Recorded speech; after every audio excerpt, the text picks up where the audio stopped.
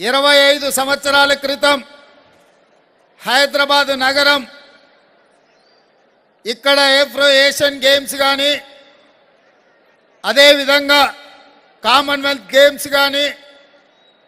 National military games కానీ గచ్చిబౌలి స్టేడియంలో ఈ దేశానికి తలమానికంగా నిర్వహించే ఆనాడు తెలంగాణ రాష్ట్రం హైదరాబాద్ నగరం క్రీడలకు ఒక వేదికగా దాదాపుగా 20-25 సంవత్సరాల క్రితం మనం ఆదర్శంగా ఈ దేశంకి నిలబడ్డాం. కానీ తెలంగాణ రాష్ట్రం వచ్చిన గత 10 సంవత్సరాలలో తెలంగాణ రాష్ట్రంలో క్రీడలను నిర్లక్ష్యం చేయడం వల్ల హైదరాబాద్ నగరం క్రీడలకు వేదిక కావాల్సింది. ఈ మధ్యకాలంలో మనం చూస్తుంటే వ్యసనాలకు యువత బానిసలు అవుతున్నారు, లేదా గంజాయి డ్రగ్స్కి యువత బానిసలు అవుతున్నారని పత్రికలలో టీవీలలో వార్తలు వస్తున్నప్పుడు ఇది బాధతో మమ్మల్ని కలిసివేసే సందర్భం. అందుకే మళ్ళీ తిరిగి తెలంగాణ రాష్ట్రాన్ని హైదరాబాద్ నగరాన్ని ప్రపంచంలోనే క్రీడలకు ఒక వేదిక అంటే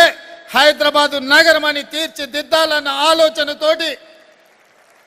ఈరోజు ఈ సీఎం కప్ ప్రారంభోత్సవమే కాదు, గత కొన్ని రోజుల క్రితం ట్రై నేషనల్ ఫుట్బాల్ కప్ ఛాంపియన్ని కూడా హైదరాబాద్ నగరంలో ఎల్బీ స్టేడియంలో నిర్వహించడం జరిగింది. ఇదే కాదు, తెలంగాణ రాష్ట్రం నుంచి రాణించిన నాకు చాలా సంతోషాన్ని ఇచ్చిన సందర్భం నిఖత్ జరీన్ ఒక మారుమూల ప్రాంతం నుంచి ఆర్థికంగా అత్యంత వెనుకబాటు నుంచి ఒక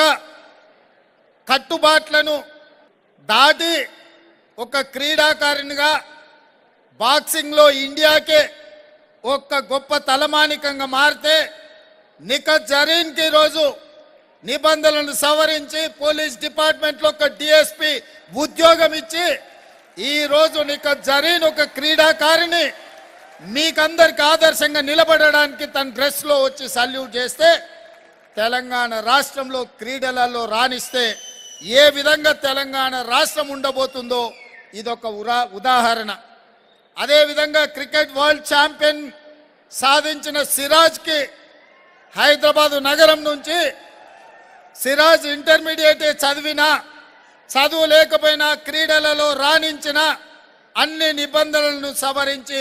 డిఎస్పి పోస్ట్ ఈరోజు గ్రూప్ 1 ఉద్యోగము సిరాజ్కు తెలంగాణ రాష్ట్రం ఇచ్చిందని నేను చెప్పదలుచుకున్నాను.